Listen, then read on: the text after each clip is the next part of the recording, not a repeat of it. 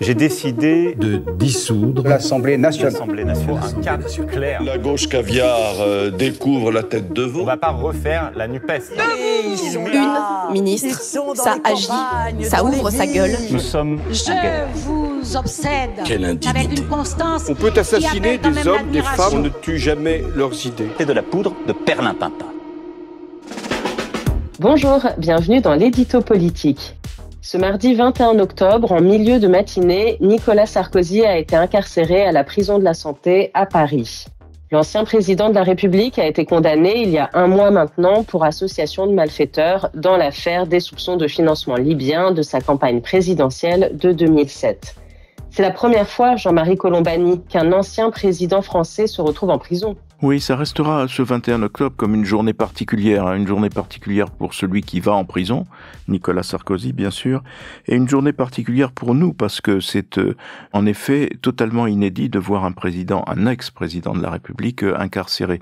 Jacques Chirac avait été condamné par la justice déjà pour les histoires de financement de son propre parti via l'hôtel de ville lorsqu'il était maire, mais il n'a jamais été menacé d'être incarcéré, ni même incarcéré. Donc c'est vraiment une situation totalement inédite. Par ailleurs, pour nous, c'est aussi important parce que on est quand même dans un pays où le fossé ne cesse de s'élargir, on le dit à longueur de colonne et à longueur de micro, cesser de s'élargir entre la représentation politique et les Français eux-mêmes. Et donc, voir incarcérer un ancien président, c'est quand même un coup porté à l'institution présidentielle. Alors lui-même ne cache rien de ce qui se passe, il ne cache rien des détails de son incarcération. Il se montre, comme il l'a souhaité, la tête haute. On sait tout de ce qui se passe. On visite avec lui les lieux. Il ne se cache pas, il ne s'abrite pas derrière je ne sais quoi. Et ce qui est intéressant aussi, c'est que donc on a appris par ce biais qu'il emportait avec lui 2 livres. Un, c'est le Comte de Monte Cristo, donc l'histoire d'Edmond Dantès, de sa revanche et de sa vengeance. Et l'autre, c'est la vie de Jésus. Et donc, on observera que Jésus et Edmond Dantès, ce sont 2 ressuscités. Et donc, le message là est clair. Nicolas Sarkozy voudra bien s'inscrire un jour parmi les ressuscités. Et ça commence par une demande de liberté demandée par ses avocats, puisqu'ils en ont le droit. Ils l'ont aussitôt fait dès le matin du 21 octobre. Alors, on va revenir sur les 2 figures symboliques que vous citez là. Mais tout d'abord, c'est vrai qu'il y a 2 lectures de cette incarcération de Nicolas Sarkozy. On a celle de ses avocats, de ses proches, qui estiment qu'il s'agit là d'un jour funeste pour la France. Et on a celle, à l'inverse, de beaucoup de Français, majoritaires probablement dans l'opinion publique, qui trouvent qu'au contraire, c'est le signe que la justice est indépendante, que la démocratie française fonctionne bien. Oui, vous avez parfaitement résumé le débat. Alors, c'est sûr que à l'extérieur, c'est vraiment à nouveau une très mauvaise image donnée du pays, parce que c'est quand même un ancien président dans une institution qui était jusque-là réputée intouchable et qui aujourd'hui est frappée de prison. Il y a 2 façons de voir les choses, en effet. Pour une majorité de Français, mais vraiment une forte majorité de Français, la justice passe, et elle doit passer de la même façon pour tout le monde. Donc il est incarcéré, certes, mais il a été condamné pour, sans doute, pensent les Français, de bonnes raisons. Puis pour d'autres, dont je fais plutôt partie, il subsiste un malaise, parce que il est envoyé 5 ans de prison pour association de malfaiteurs. C'est-à-dire que les 3 principaux chefs d'inculpation qui existaient, notamment la corruption, ont été écartés par le jugement. Et donc la condamnation pour association de malfaiteurs, ça reste un problème parce que c'est quand même, pour les magistrats, c'est un peu une voiture balai, c'est-à-dire que quand vous n'arrivez pas à prouver que, en l'espèce, Nicolas Sarkozy a pu être corrompu, vous utilisez l'association de malfaiteurs et vous raisonnez sur des hypothèses, il n'y a pas de matérialité. Et donc on peut considérer qu'il y a au moins 2 de nos grands principes qui sont un petit peu mis de côté par les juges dans leur jugement. Le premier, c'est la présomption d'innocence, puisqu'il l'envoie aussitôt en prison avec cette fameuse exception. Donc il l'a envoyé en prison, alors même qu'il n'est pas encore passé devant les juges d'appel. Donc tant qu'il n'est pas passé devant les juges d'appel, il doit être réputé, présumé innocent. Et l'autre grand principe qui est un petit peu mis de côté, c'est le fait que le doute doit profiter à l'accusé. Et là, le doute a, au contraire, profité au jugement et à la dureté du jugement. Donc voilà, on pourra certainement continuer de s'interroger sur y a-t-il eu vis-à-vis de Nicolas Sarkozy une sorte de réflexe corporatiste compte tenu de ce qu'avaient été les positions de Nicolas Sarkozy vis-à-vis des magistrats qui n'étaient guère flatteuses et qui ressortaient plutôt de l'ordre du combat politique. Est-ce qu'il y a un combat politique entre les magistrats au sens large du terme et l'ancien président?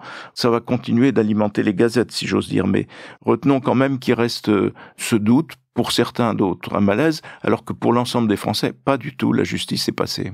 Il avait quand même déjà été condamné une première fois en décembre 2024 dans une toute autre affaire, celle des écoutes, mais c'est pas la première fois qu'il est condamné. Et ça participe de sa mauvaise image, en effet, et du fait que, parce que c'était lui, justement, et ses précédentes condamnations, on a pu plutôt raisonner de façon morale, c'est-à-dire lui appliquer un jugement moral plutôt qu'un jugement strictement assis sur la matérialité des faits.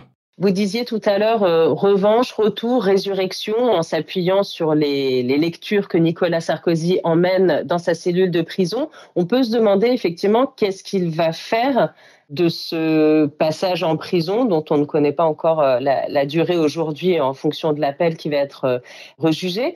Voilà. Est-ce qu'on peut s'attendre à ce que Nicolas Sarkozy transforme cette expérience d'une manière ou d'une autre? En tout cas, la question est, que va-t-il faire de tout cela? Parce qu'il faut rappeler que c'est un animal politique et qu'il va chercher, après cette épreuve et ce passage en prison, à en faire quelque chose. Alors évidemment, il pourra d'autant plus en faire quelque chose qu'il sera écouté lorsque ses avocats ont déjà d'ailleurs demandé sa mise en liberté. Si sa mise en liberté intervenait rapidement, d'une part, et d'autre part que le jugement d'appel lui soit favorable, il est sûr qu'il redeviendrait un acteur de la vie politique française. En attendant, dans le moment que nous vivons, il y a eu donc un échange d'encouragement réciproque de la part de Marine Le Pen, des échanges entre Marine Le Pen et Nicolas Sarkozy. Alors, on peut se dire, oui, c'est humainement tout à fait concevable. Marine Le Pen est frappée aussi de l'exécution provisoire et donc tant qu'elle n'a pas été jugée en appel, elle est présumée innocente, mais en même temps inéligible, puisque ça s'applique immédiatement. Donc, elle aussi est en attente d'un jugement d'appel. Donc, qu'ils s'échangent l'un et l'autre leur mauvaise expérience de la justice, c'est humain et c'est normal, mais c'est aussi un pas de plus dans le cheminement qui conduit Nicolas Sarkozy de plus en plus vers ce que l'on appelle l'union des droites, c'est-à-dire en fait l'alliance entre la droite et l'extrême droite. Parce que Nicolas Sarkozy a été vraiment l'homme fort du barrage à Marine Le Pen.